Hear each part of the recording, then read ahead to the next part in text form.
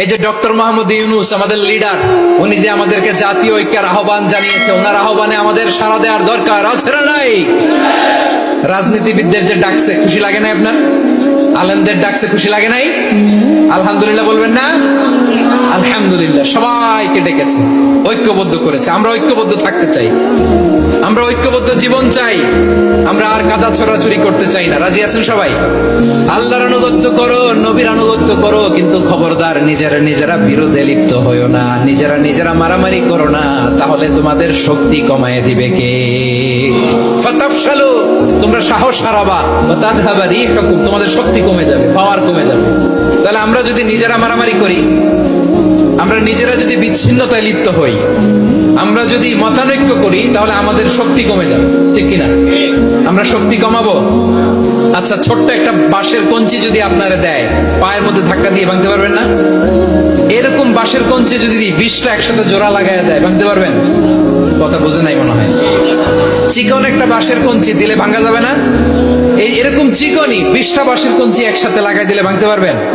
কারণ যখন আমি একা থাকি তখন আমি ব্যক্তি, যখন আমরা সবাই মিলি তখন আমরা শক্তি। আমরা যেন শক্তি না হারাই, আমরা বিরোধে লিপ্ত হলে আমাদের শক্তি কমে যাবে। এই হচ্ছে 1 নম্বর ডিসঅ্যাডভান্টেজ। 2 নম্বর ডিসঅ্যাডভান্টেজ হচ্ছে, আমরা নিজেরা নিজেরা বিরোধে লিপ্ত হলে অন্যরা আমাদের মাথায় কাঁঠাল ভেঙে খাইতে সুবিধা হয়। কথা বোঝেন নাই?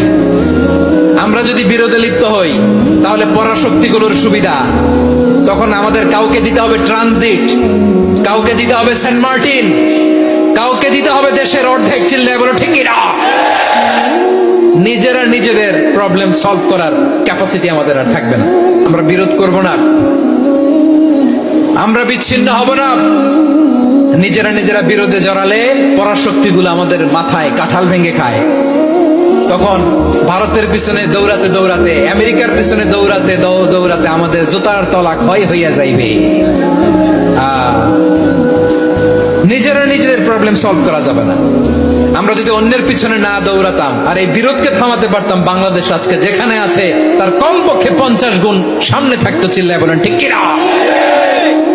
তাহলে 1 নম্বর ক্ষতি হচ্ছে, আমাদের পাওয়ার লেস হয়ে যায়, আমরা দুর্বল হই যদি আমরা বিরোধ করি। 2 নম্বর হচ্ছে, পরাশক্তিগুলোর সুবিধা নেয়। 3 নম্বর হচ্ছে, আমাদের উন্নয়ন, দেশের উন্নতি, অগ্রগতি, এটা স্থবির হয়ে যায়, এটা বাধাগ্রস্ত হয়। প্রিয় ভাই, ইউনিটি, ঐক্য হচ্ছে একটা দেশের উন্নয়নের মূল ভিত্তি।